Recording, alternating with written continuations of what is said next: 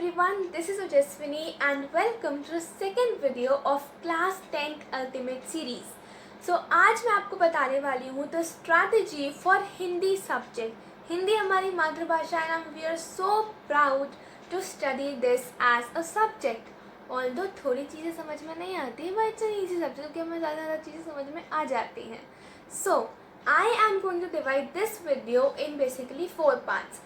सबसे पहले I will be discussing about the syllabus जो हमें करना है. देन हमारा जो प्लानर है कि हमें कैसे अपने सिलेबस को प्लान करना है, इफ़ेक्टिवली कैसे उसको टाइमली ख़त्म करना है. सेकेंड चीज़ how to cover your syllabus कि हमको कैसे उस चीज़ को करना है. Third is about the YouTube channels जो आप रेफ़र कर सकते हैं फॉर हिंदी सब्जेक्ट. अगर आपको कहीं पर भी कोई डाउट आता है, प्रैक्टिस करनी है, कोई कॉन्सेप्ट, चैप्टर, पोम कुछ भी समझना है तो उसके लिए आप कहाँ पर रेफ़र करें. ऑल्सो थर्ड पार्ट में ही मैं डिस्कस करूँगी डिक्टेशन के बारे में जो आप बहुत ज़रूरी है, वोकैबुलरी के बारे में, आपकी राइटिंग स्किल्स के बारे में कि आपको किस तरह से अपनी जो अगर आपके स्पेलिंग मिस्टेक्स होते हैं उनको कैसे करेक्ट करना है and all those things. And fourth part will be the ultimate part of this video and that will be the bonus tip जो कि मैं हर वीडियो के एंड पे आपको देती हूँ. So we are going to start with the very first part and that is हमारा syllabus कि आखिरकार हमारा सिलेबस क्या है, बुक्स क्या है, कैसे हमें हर चीज़ को कवर करना है.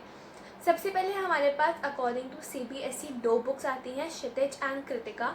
अब आपको क्या करना है, जैसे हमने इंग्लिश में किया था कि हमें एक पेज लेना है, उस पर हमको सब्जेक्ट, हमारे जो गद्य खंड के चैप्टर्स हैं, जो पद्य खंड, काव्यांश है वो सब, और जो हमारी कहानियाँ हैं कृतिका की वो सारी. देन हमारा जो ग्रामर सेक्शन वाला सिलेबस है और राइटिंग सेक्शन वाला सिलेबस है, इनको कॉलम्स में करके एक पेज पर हमें सब चीज़ें लिख लेनी है. उससे हमें एक क्लैरिटी मिलती है कि हमें क्या क्या चीज़ें करनी है.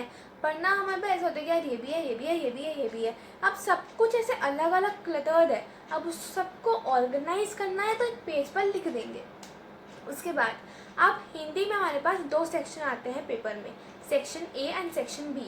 सेक्शन A में हमारा होता है सारा MCQ वाला एंड देन सेक्शन B सारा हमारा राइटिंग वाला पार्ट. सेक्शन A में वी हैव द कॉम्प्रीहेंशन, अपठित गद्यांश, अपठित काव्यांश एंड आर ग्रामर. ये हमारे सेक्शन A हो गया. सेक्शन B में हमारे पास आता है हमारे जो लिटरेचर है, literature questions, very short, short and long, इतने आ गए. एंड देन हमारे पास आता है हमारा राइटिंग सेक्शन सबसे लास्ट में. तो ओवरऑल 2 सेक्शंस हैं और दोनों सेक्शंस के 2 पार्ट्स हैं, यानी कि हमारे पास टोटल 4 पार्ट्स हो गए, कॉम्प्रीहेंशन का, ग्रामर का, लिटरेचर का एंड एंड में राइटिंग का. तो हम लोग एक एक करके हर पार्ट को देखने वाले हैं. सबसे पहले हम स्टार्ट करेंगे हमारे फर्स्ट पार्ट जो कि है कॉम्प्रीहेंशन.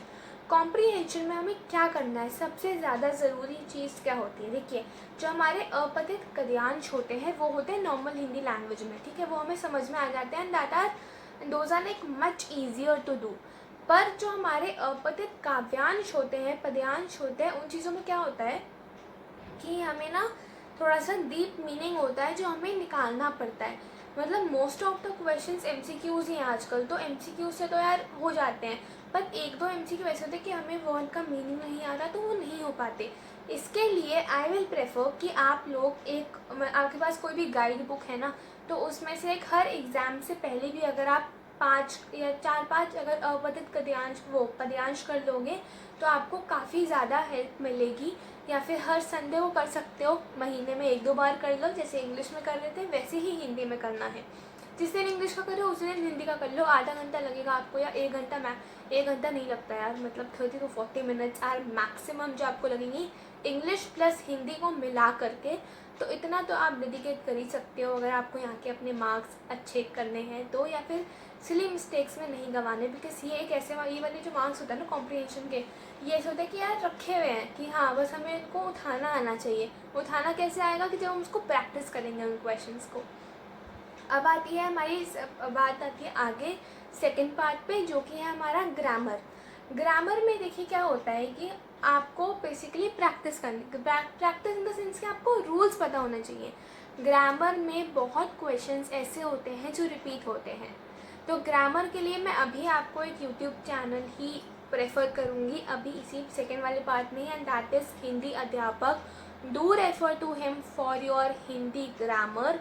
इवन इफ़ अगर आपको लिटरेचर का कोई चाहिए तो उनके अलावा हिंदी ग्रामर के लिए आई डोंट थिंक कि कोई और अच्छा चैनल है, because I even you know when I search for Hindi grammar के वन शॉट्स, एक हमारे पास मैनेज ब्रेन्स आता है, एक हमारे पास हिंदी अध्यापक आई मेरे पास। तो मैंने जैसे ही हिंदी अध्यापक का देखा, I did not want to go on other channel, क्योंकि वो चैनल इतना अच्छा था। वो हर कॉन्सेप्ट बताते हैं, एग्जाम्पल्स करवाते हैं, देन आपको प्रैक्टिस के लिए क्वेश्चंस करवाते हैं, उनकी प्रैक्टिस वीडियोस होती हैं with answers, and it is the best way to practice grammar। वरना I will be preferring you a book and that is Lucent।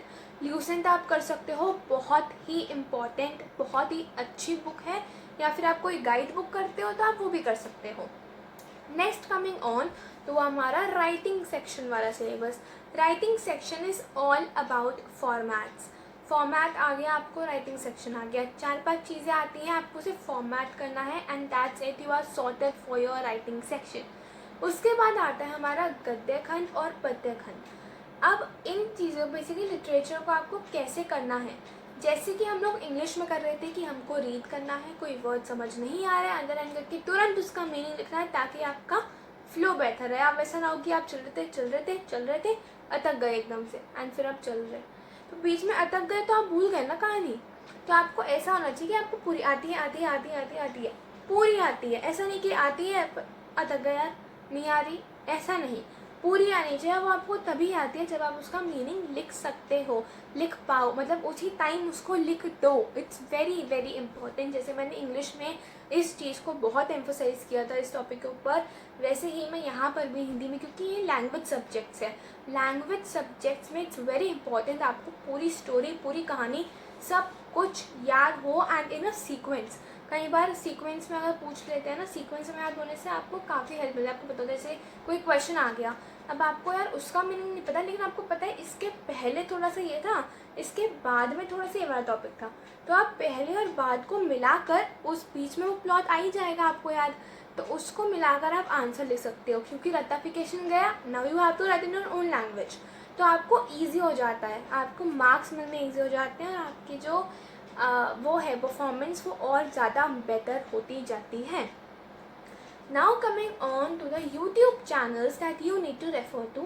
मैं ऑलरेडी एक वीडियो वैसे बना चुकी हूँ, but I again refer to the video according to आपको क्या क्या इशू है। सबसे पहला इशू हमें जो आता है वो आता है लिटरेचर सेक्शन में, कि आपको कोई चैप्टर समझ में नहीं आ रहा, कोई स्टैंजा, कोई चीज़ है जो आपको समझ में नहीं आ रही, उसके लिए refer to Magnet Brains. Second हमें जो प्रॉब्लम आती है वो आती है ग्रामर एंड राइटिंग में, उसके लिए रेफर टू हिंदी अध्यापक। These 2 YouTube channels are best, इन दोनों को करिए, बहुत ही अच्छे हैं, आपको काफ़ी ज़्यादा हेल्प मिलेगी इससे।